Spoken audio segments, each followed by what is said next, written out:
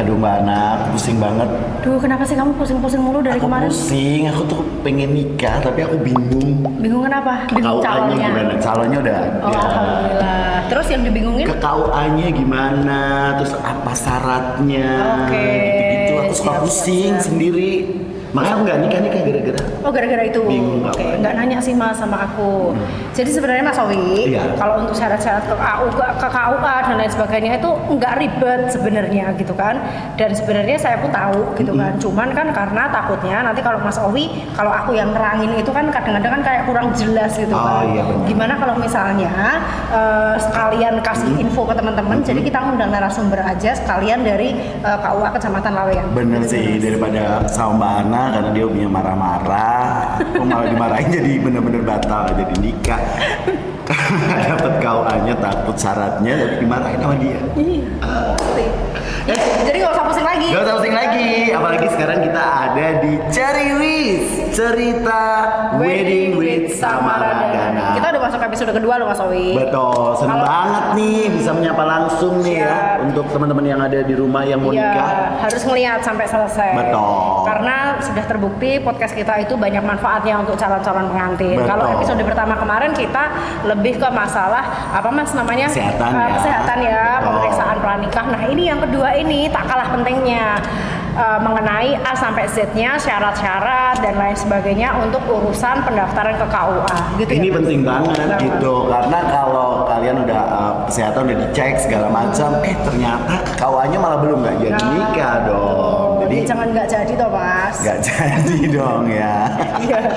Oke Mas, kita langsung aja ya. Tapi jangan lupa buat teman-teman untuk klik gitu ya, like dan juga subscribe untuk YouTube channel kita dari Syukur-syukur Samaradana nanti Wedding berkenan Organization. share ke teman-teman Betul. lainnya gitu kan. Jadi supaya apa namanya bisa memberikan manfaat kepada semuanya gitu. Betul. Yaudah abis ini kita langsung undang narasumber untuk ngobrol-ngobrol sama kita berdua ya. Owi Basrawi. Ana Marita. Yes.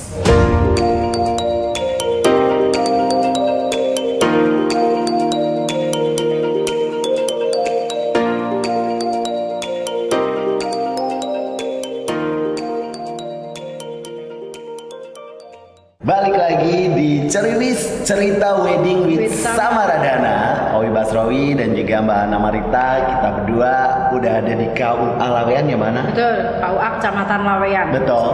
Jadi hari ini sekali lagi kita mau ngobrolin tentang gimana sih syarat Mengurus pernikahan di KUA gitu kan. Jadi artinya untuk syarat-syaratnya seperti apa, Betul. waktu yang tepat itu kapan dan lain Prosesnya sebagainya, prosesnya gimana, bagaimana, gitu seperti kan. itu kurang lebihnya. Nah, daripada nanti informasi kita sampaikan sendiri ya Mas, nanti Betul. kurang pas. Makanya alhamdulillah pagi ini ya Mas kita Betul. menghadirkan narasumber. Beliau adalah Kepala KUA Kecamatan Laweyan Kota Solo, yaitu Bapak Rohmat Agung Suprayogi Sarjana Agama.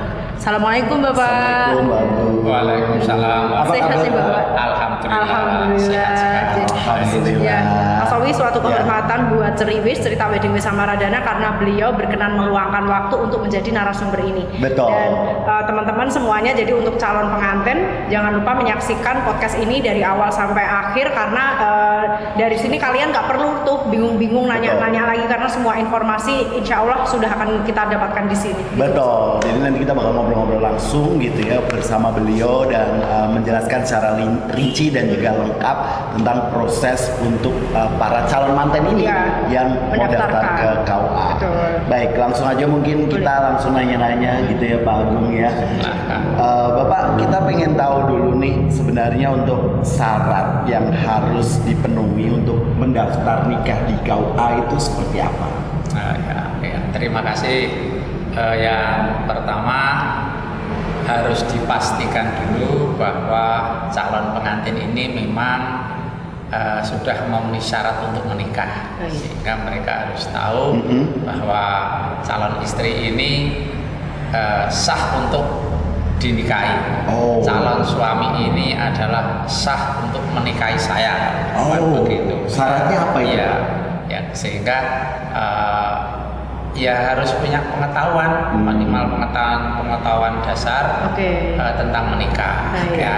Yang kedua mengenal aturan yang diberlakukan di negara kita, pemerintah, tentang umur. Baik. Ya, jadi harus tahu bahwa batas umur menikah dalam Minimal. peraturan perundang-undangan kita itu diatur untuk laki-laki dan perempuan. Sekarang aturannya sama, yaitu 19 tahun, sekurang-kurangnya 19 tahun. Oke. Tetapi karena satu hal, kondisi tertentu, seseorang harus menikah di bawah itu, apakah bisa?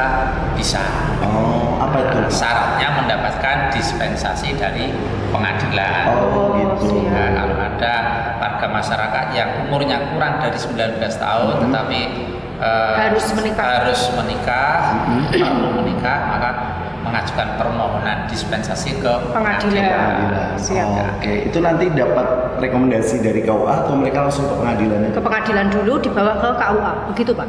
Ke KUA dulu, Oh, ngaten. kemudian nanti ada penolakan dari KUA. Oh, gitu. Ya. Oke.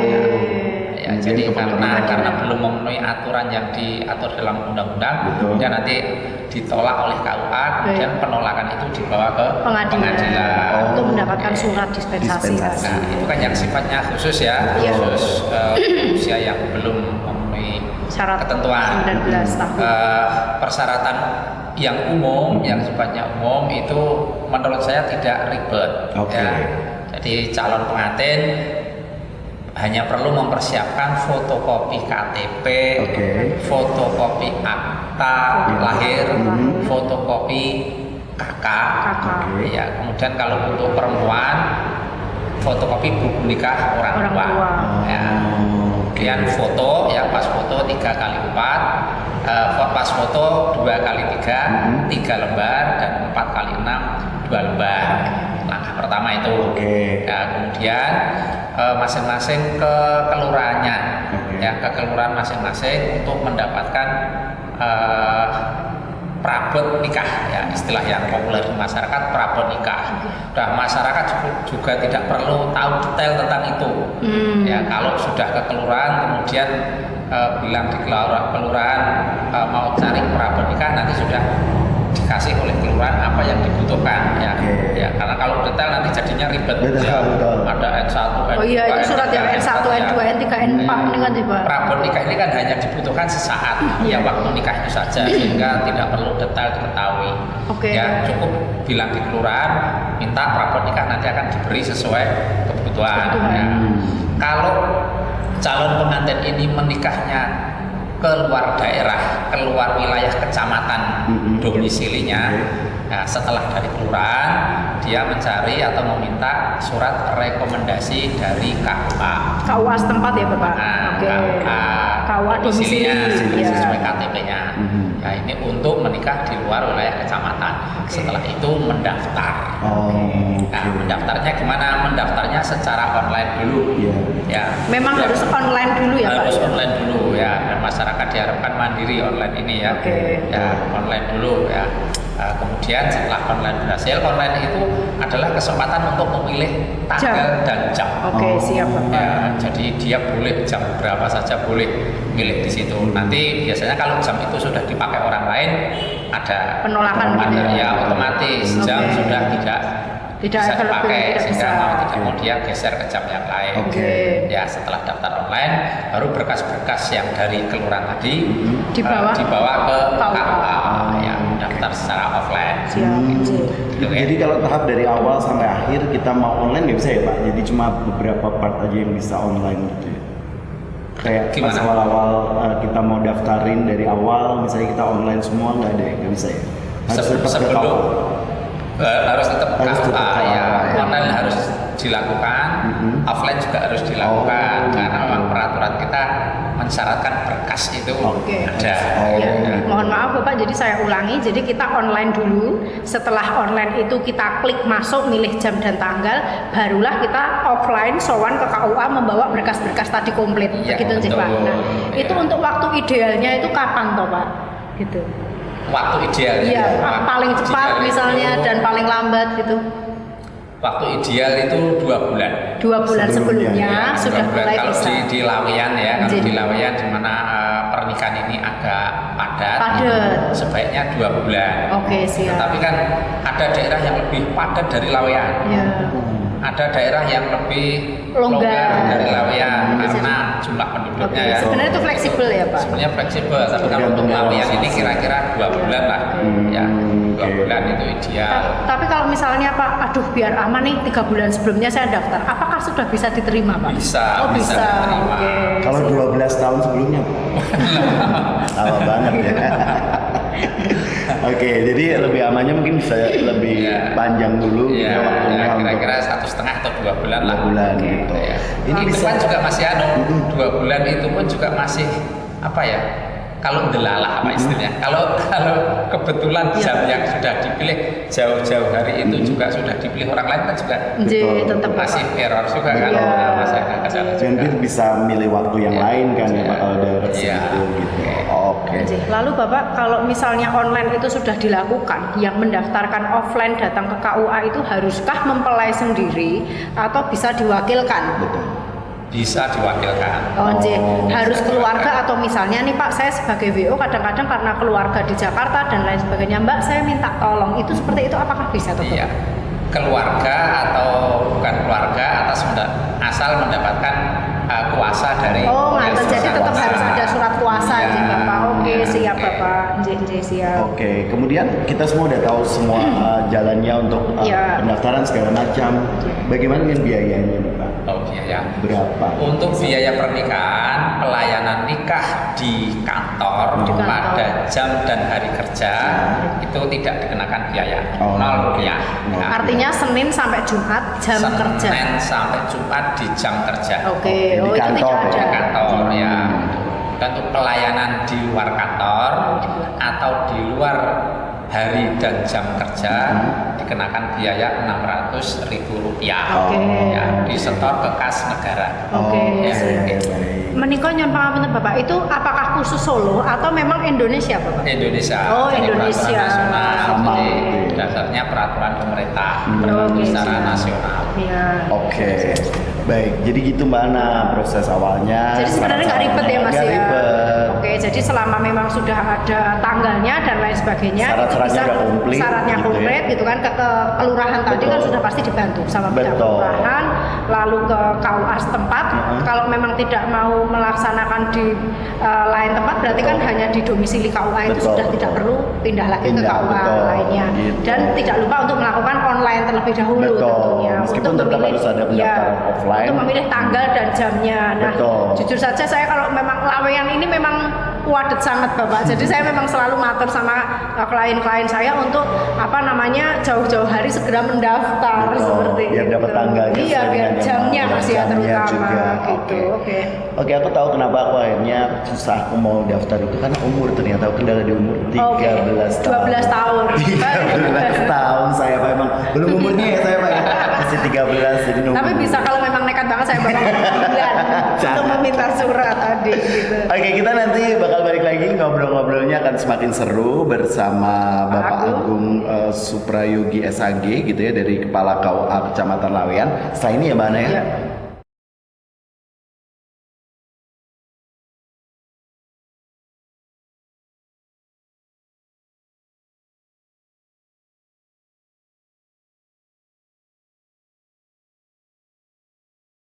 Balik lagi di Ceriwis, cerita wedding with Samaradana. Ya, kita ngobrol-ngobrol lagi, makin seru ya Mbak. Seru. Makin banyak yang kita pahami tentang proses pendaftaran di KUA. Masih bersama Pak Agung juga, dan kita lanjut lagi nih Pak. Kita pengen tahu nih, kalau misalnya untuk anggota TNI dan Polri itu ada syarat tambahan nggak sih Pak? Ada syarat tambahan atau syarat khusus ya, karena di internal TNI Polri memang mensyaratkan demikian, Oke. yaitu surat izin kawin Oh. SIK dari pimpinan masing-masing. Oke. Ya. Oh, jadi emang syaratnya itu aja ya, Ya, tambahannya tambahannya itu SIK saja. dari Ya. pimpinan masing-masing Ya. gitu. Nah itu kan biasanya mereka itu harus melalui sidang dulu atau apa gitu ya Pak ya, untuk mendapatkan surat itu. Setahu saya seperti itu. Apa apabila Pak Nyon pangapunten syarat-syarat ini kita sudah online dulu nih, syarat-syarat ini kita masukkan dulu, tapi untuk suratnya ini menyusul menunggu sidang dahulu, apakah bisa Pak? Bisa. Oh bisa Pak Anji. Jadi tidak harus dilengkapi dulu baru dibawa ke sini ngaten. Karena kan online bisa jadi 3 bulan sebelumnya sudah online. Baik, sementara SIK-nya baru menyusul turun 1 bulan atau bahkan 2 minggu sebelumnya baru turun ya, karena kesibukan instansi masing-masing bisa. Itu karena memang sering sekali membuat kemerungsung Pak calon klien saya yang calon suaminya itu adalah polisi atau TNI biasanya. Mbak, saya tuh sidangnya masih begini dan lain sebagainya. Nah itu adalah merupakan sebuah jawaban. Tenang saja, kita tetap online dulu, offline sebisa mungkin kita masukkan, hanya tinggal menunggu surat dari TNI ataupun Polri tersebut. Setelah selesai nanti baru kita susulkan. Begitu ya Pak Agung? Berarti untuk anggota TNI Polri seyogianya mempersiapkan itu jauh-jauh hari, tidak lebih jauh daripada yang lain, dan karena tahapannya lebih panjang gitu. Kemudian untuk yang kasus khusus nih seperti mu'alaf misalnya, harus menyertakan surat apa nih Pak kalau mu'alaf misalnya gitu? Tidak harus menyertakan apa-apa. Oh ngaten Pak. Kecuali memang KTP dan KK-nya sudah diupdate dengan perpindahan agama itu. Jadi jangan KUA dengan KTP atau KK beda, agamanya masih lah. Jadi sudah diupdate nih Mbak. Jadi proses masuk Islamnya itu sebelum itu kemudian surat keterangan atau sertifikat pindah agamanya itu diproses untuk merubah KTP dan KK. Oke, berarti pada saat KTP dan KK menikah sudah berubah diasta ke KUA ya sudah ya Pak. Berarti yang kayak akta perpindahan agama dan lain sebagainya itu tidak perlu disertakan lagi. Oke, siap. Oh yang penting udah berubah lah ya. Sudah, betul.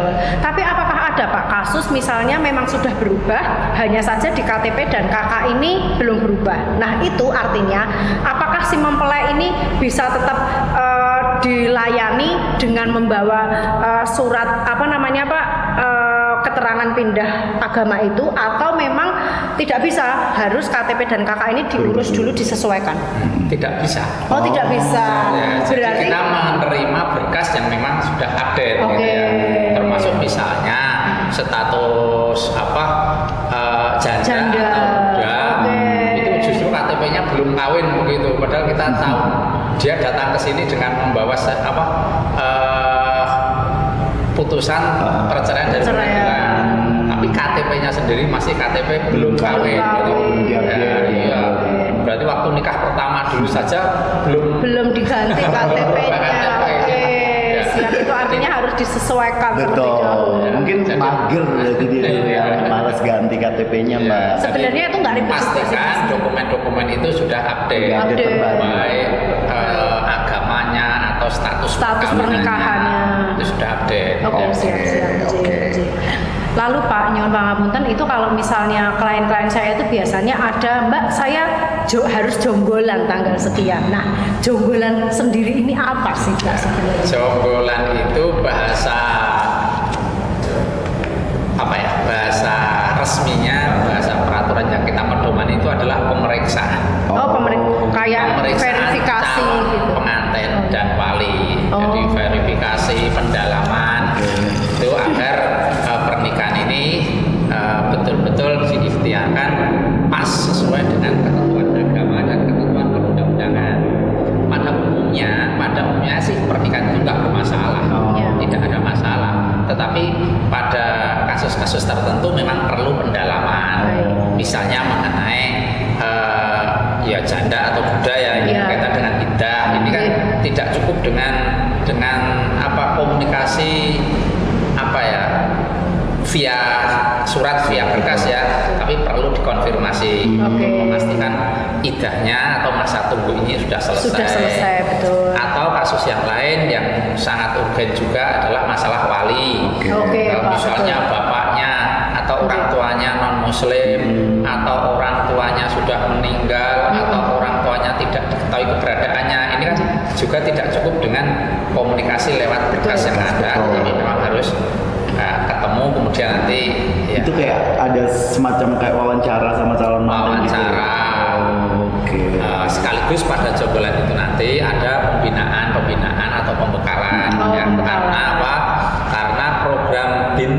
bimbingan perkawinan untuk calon pengantin ini tidak bisa diberikan secara keseluruhan menyeluruh kepada calon pengantin yang sifatnya klasikal itu paling kita itu setahun hanya 3 atau 4 kali saja sehingga tidak menjangkau semua calon pengantin, sehingga pada jonggolan atau pemeriksaan itu calon pengantin kita tambahi ya pesan-pesan, penataran sedikit gitu ya Pak. Biasanya pesannya apa Pak? Pesannya itu ya Jaga rumah tangga. Apa ya, kayak apa? ya disyukuri, anugerah ketemu jodoh itu disyukuri. Kalau sudah mensyukuri itu kan luas, tidak hanya alhamdulillah saja, tetapi dengan langkah-langkah bagaimana menjadi suami yang baik, istri yang baik. Karena betapa di luar sana orang itu banyak juga yang masih mencari-cari lama menjodoh. Benar, lama menjodoh. Seperti teman saya. Dari lahir begitu ada program-program semacam Biro Jodoh itu pesertanya selalu membuka. Ada nggak program Pak di Kawala yang di Kemenang Surakarta? Ada. Kemenang Surakarta, tingkatnya Kemenang ada.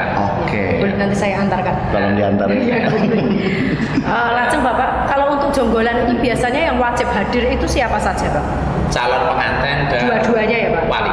Dan wali. Oke, jadi nggak harus orang tua berarti kalau wali. Ya kalau walinya itu kalau orang tuanya si mantan putri itu masih, berarti kan beliau walinya harus beliau bapak hadir. kandungnya, berarti kan bapak kandung. Sekalian Pak dalam nyuwun pirsa karena memang itu ada di scan berikutnya akan saya tanyakan, apabila si bapak calon mempelai wanita ini sudah sedo, sudah meninggal, itu sebenarnya siapa saja sih Pak yang berhak menjadi wali? Urut-urutan wali ya ini berkaitan dengan syariat dan juga diatur dalam peraturan perundang-undangan kita. Jadi kalau bapak kandung itu sudah tidak ada meninggal, maka urutan berikutnya adalah ke atas. Oh gitu. Jadi kakek. Oke. Ayahnya ayah. Ayahnya ayah. Kalau ayahnya ayah sudah tidak ada, mbaknya ayah. Jadi teorinya pokoknya ayah ke atas. Oke. Ya, kalau ayah ke atas tidak ada, berarti ayah ke bawah. Anaknya bapak. Anaknya bapak itu berarti kan saudaranya pengantin. Iya, saudara kandung dulu. Kalau saudara kandung tidak ada, saudara seayah. Ya itu kan masih ayah ke bawah. Saudara seayah itu. Bawahnya lagi siapa? Bawahnya lagi berarti cucunya ayah. Berarti ponakannya si mantan ini mungkin. Ponakan. Iya. Ponakan. Oke. Setelah ke bawah tidak ada, baru ke samping. Sampingnya ayah. Sampingnya ayah itu berarti saudaranya ayah. Bisa Pak D, bisa Pak Le. Yang sekandung. Kalau sekandung tidak ada, seayah. Saudaranya ayah yang seayah. Itu. Jadi teorinya ke atas, ke bawah, ke samping. Ke atas dihabiskan dulu, sudah habis, ke bawah dihabiskan dulu, baru ke samping. Siap. Kalau sudah mentok, baru wali hakim. Negara hadir. Ya seperti yang diperintahkan Rasulullah, as-sultanu waliyun liman la waliyalahu. Pemerintah adalah wali bagi warga masyarakat yang tidak memiliki wali. Biasanya Pak, kalau Bapak hadir sebagai penghulu, itu kalau misalnya tidak ada walinya itu tadi dan membutuhkan wali hakim, itu apakah juga Bapak selaku wali hakim atau ada orang lain lagi dari KUA sebagai wali hakim? Kepala KUA ditunjuk oleh Menteri Agama sebagai wali hakim di daerah masing-masing. Siap. Jadi tidak perlu pengertian hakim itu pemerintah ya, bukan hakim di pengadilan itu ya. Al hakim itu maksudnya adalah pemerintah. Siap. Dan Kementerian Agama yang diserai tugas oleh negara untuk mengurus hal-hal itu sampai di bawah adalah kantor urusan agama. Bisa dipahami ya Mas? Bisa dipahami dan semakin buka mata kita lebar-lebar gitu tentang progres, proses dan semuanya yang ternyata banyak manfaatnya juga sebenarnya. Begitupun untuk saya Mas Owi. Jadi kemarin saya sebagai WO mungkin pengetahuan saya baru sekitar 60-70% lah. Insya Allah setelah selesai bikin podcast dengan Pak Agung ini Insya Allah 100% full. Mungkin 50% ya, full tank berarti ya. Kita kembali break di Ceriwis Cerita Wedding with Samaradana.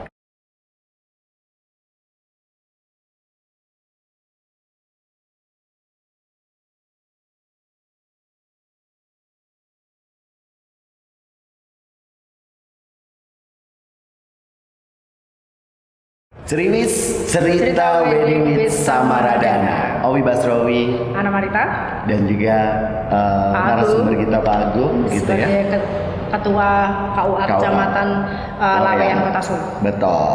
Nah, kalau tadi kita udah jawab syarat-syaratnya udah tahu nih Pak. Kemudian saat hari H, saat akad nikah gitu ya. Pelaksanaan ini kadang kan mantan-mantan suka grogi ya Mbak. Mantan cowok kalau pas ngucapin apa sih namanya? Ijab kabul gitu-gitu kan. Nah, mungkin harus maksimal berapa kali sih Pak untuk ngucapin gitu? Atau boleh nggak sih kita baca gitu misalnya? Tidak ada ketentuan minimal maksimal. Karena saya pernah dengar kayak 3 kali. 3 kali itu harus ngulangin gitu loh Pak. Ngulangin ya, diulang sampai kita yakin bahwa akad itu sudah sah. Gitu. Dan juga tidak apa ya, berat-berat amat atau saklek-saklek amat. Bagaimanapun ini kan akad ya, betul ada akad. Akad itu kan banyak. Betul. Kita ke warung jual beli itu kan akad. Ya, berapa hukum aslinya jual beli itu kalau di fikih diatur. Ke warung saya beli soto 1 mangkok dengan 2.000 tunai gitu ya Pak. Atau ke warung saya kemudian penjualnya saya jual soto 1 mangkok 2.000. Kan yang terjadi sekarang kan tidak begitu. Ya.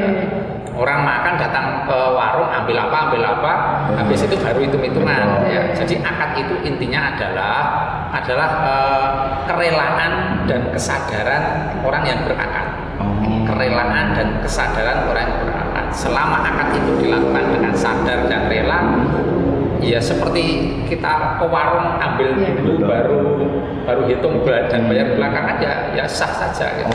Gitu. Maka ya tapi betapapun begitu kita juga menjaga agar ijab kabul itu juga dilaksanakan sedapat mungkin sesuai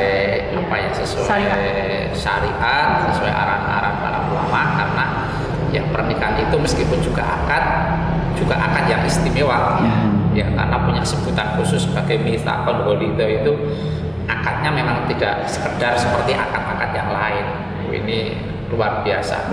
Karena pernikahan itu sendiri menjadi benteng atau tembok yang sedemikian kuat dan tegas membedakan perbuatan yang dicela oleh agama dengan perbuatan yang merupakan ibadah. Ya, sehingga akad nikah pun juga harus dilaksanakan sesakral mungkin ya.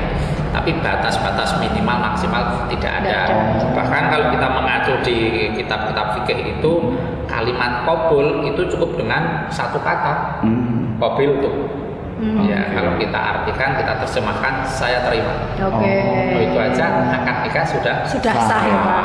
Yang lain kalimat atau kata-kata yang lain itu adalah kalimat-kalimat penyempurna atau penegas mungkin ya Pak ya. Bahkan ada yang mengatakan salah nama, salah menyebut nama orang tua itu kalau tidak fatal juga sebenarnya tidak apa-apa. Toh yang berakad ini sama-sama paham bahwa yang dimaksud adalah beliau. Jadi nggak fatal kayak misalnya Bambang nyebutnya Selamat gitu ya. Itu fatal banget, salah orang. Apalagi Bambang keliru Kiai Selamat. Beda lagi itu. Oke. Kemudian syarat sahnya akad nikah sebenarnya kalau bukan yang tadi apa Pak? Syarat sahnya akad nikah itu adanya 2 mempelai. Adanya wali. Adanya 2 orang saksi. Kemudian ijab kabul itu sendiri. Untuk mahar Bapak? Mahar itu syarat tidak rukun tetapi wajib ada. Jadi harus ada ya. Dan apakah mahar itu harus berupa seperangkat alat sholat? Enggak ya Pak ya sebenarnya. Tidak. Malah kalau bisa ya jangan alat sholat. Ngaten ya Pak ya. Karena kalau alat sholat itu rata-rata kan tidak terlalu mahal. Betul. Ya, kalau bisa mahar itu ya yang mahal. Gitu ya. Yang banyak. Tetap sesuai kemampuan ya. Sesuai kemampuan, tetapi jangan berpikir mahar itu hanya sekedar pemberian yang harus ada untuk mensahkan pernikahan. Jangan gitu, harus tahu, harus paham bahwa mahar itu penghargaan. Oke. Penghargaan dari mempelai laki-laki kepada mempelai perempuan. Betul. Nah, maka semakin kamu memberi harga yang tinggi itu semakin baik gitu. Oke. Tapi konon memang siap-siap dulu ya. Mas. Meskipun kalau untuk menuntut sahnya perkawinan ya dengan mahar apapun Bisa. ya uang Rp1.000 misalnya. Bisa. Karena makanya dalam ajaran agama kita itu Kanjeng Nabi menyarankan nikah itu pakai mahar meskipun dengan apa? Cincin dari besi. Oh, iya. Itu sudah mensah. Tapi itu tidak untuk dipraktekkan ya. Itu hanya memberi pesan kepada kita betapa mudahnya agama ini. Betul. Betapa mudahnya nikah itu. Tapi jangan dipraktekkan terus kemudian mengklaim ini sesuai sunnah gitu ya. Ya sunnah ya, kalau sunnah yang jangan itu. Kalau sunnah itu sunnah yang dilakukan Nabi. Betul. Menikah dengan mahar yang besar ya, 20 ekor unta. Nah, kayak Oke. kita mau 20 ekor kambing aja udah. Kos-kosan ya, Pak. Jadi itu pesannya betapa menggambarkan agama khususnya pernikahan ini sesungguhnya Mudah. Oke, Mas. Jadi jangan banyak alasan, Mas. Dengan alasan maharnya harus begini. Enggak nikah jangan ya, Pak ya. Dijadikan alasan. Itu tadi mahar cincin dari besi itu semua klaim ini sesuai sunnahnya. Kalau sekarang tuh yang diklaim adalah mahar-mahar uang tapi dengan tanggal-tanggal yang cantik gitu ya. Itu juga 10.000 gitu-gitu lumayan ya, Mbak. Kayak tanggal cantik aja. Nah, kalau yang itu pakai angka yang maksimal saja. Misalnya 2022, jangan diambil dua-duanya saja. Tapi difulkan 2022-nya. Ya, pengantin itu pengantin laki-laki selama mampu dia memberi mahar yang besar itu kan juga keren. Betul. Artinya dia itu betul-betul menghargai istri ini. Betul. Misalnya alat sholat itu 200.000 ya atau 300.000, masa istri hanya dihargai segitu kan? Jadi ada mahar lainnya. Jadi yang tambahin mungkin. pesan dalam mahar itu seperti itu, filosofinya seperti itu. Siap. Oke. Kalau semacam kayak baca ayat suci Al-Quran, lajeng psikotaklik itu apakah sesuai dengan ini Pak, dengan harus dilaksanakan seperti itu? Tidak harus. Status hukumnya membaca ayat suci Al-Quran dan psikotaklik itu tidak wajib. Oh, tidak wajib. Ya, hanya karena itu kebaikan tetap saja itu baik untuk Disarankan. dilakukan kalau situasi memungkinkan ya Pak, dari tempatnya, jam waktunya, dan lain tenaganya gitu sebagainya. memungkinkan. Namanya baca Al-Quran kan dimanapun, Iya. apalagi saat pernikahan tentu baik, tetapi tidak harus. Ya, psikotaklik itu juga anjuran ulama. Itu pun juga ada ulama yang tidak menganjurkan, ya, tapi itu juga demi kebaikan. Jadi niatnya untuk kebaikan agar suami ini sadar dan komitmen akan kewajibannya ke depan kan gitu ya. Tapi kalau khotbah nikah itu adalah salah satu syarat sahnya, Pak. Khotbah juga tidak. Oh, tidak. Jadi itu tadi sahnya akad nikah itu tadi adanya pihak-pihak itu tadi yang 5 tadi. Sama ijab kabulnya itu sendiri. Yang lain khutbah, doa, pembacaan ayat suci Al-Quran itu adalah keutamaan. Keutamaan itu sunnah ya. Dulu Rasulullah waktu mengangkatkan putri beliau juga menggunakan khutbah nikah. Jadi sifatnya hal-hal yang utama. Selama itu memungkinkan dilakukan, sebaiknya dilakukan. Tapi kalau sesuai pengalaman saya kan, begitu setelah selesai akad nikah biasanya Bapak sebagai penghulu langsung membacakan doa. Sebelumnya juga ada khutbah nikah, Jadi itu istilahnya meskipun itu bukan syarat sahnya, tapi dari pihak KUA di sini Pak Agung itu sudah merupakan kayak semacam satu kesatuan gitu ya, khutbah dulu, ijab kabul, lalu langsung doa. Pak. Artinya kalau dari pihak keluarga ini ngersak kayak ada pembacaan ayat suci Al-Quran sedikit atau bagaimana, kami atau si pihak keluarga harus menyediakan sendiri begitu ya Pak. Oke, siap. Oke, kemudian mungkin selama Bapak menjadi penghulu gitu ya, selama ini ada kayak kejadian tak terlupakan nggak sih Pak? Kejadian lucu gitu ya? Atau mungkin yang berkesan atau apa gitu Pak? Pas mantannya ternyata drodok sampai jadi ya, atau kabur mantannya, jangan ya Pak? Ada nggak pengalaman lucu? Ya, menarik apa lucu ya? Ya, tapi beberapa unik. Unik Pak. Ada Ada beberapa ya. Boleh. Nah, yang pertama yang saya ingat betul itu ya ketika awal jadi penghulu. Oke. Saya tugas di pelosok Wonogiri. Oke. Ya kan tahu daerah Wonogiri pegunungan dan hutan-hutan ya. Betul. Ya waktu itu hari Minggu tugas sudah dibagi oleh pimpinan. Saya bagian sana-sana, kemudian teman di bagian tugas sana-sana. Ya karena saya orang baru masih buta daerah. Ya saya datang di tempat pernikahan. Jatahnya teman saya ini. ya. Aduh. Jadi hampir jatahnya bersamaan seperti itu. Ya, saya ditegur. Ya, kono gitu. Kowe nek tekan kene. Daerahmu kono. Mantannya panik nunggu dia. Belum musim map ya Pak ya. Oh iya belum lah ya. Google Map belum ada waktu itu. Oh nggak dijemput ya waktu itu ya Pak? Kita nggak biasa dijemput juga.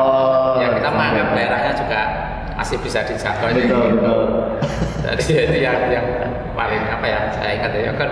Yang lain itu saya pernah salaman ijab kabul dengan mantan itu tangan saya sampai sakit.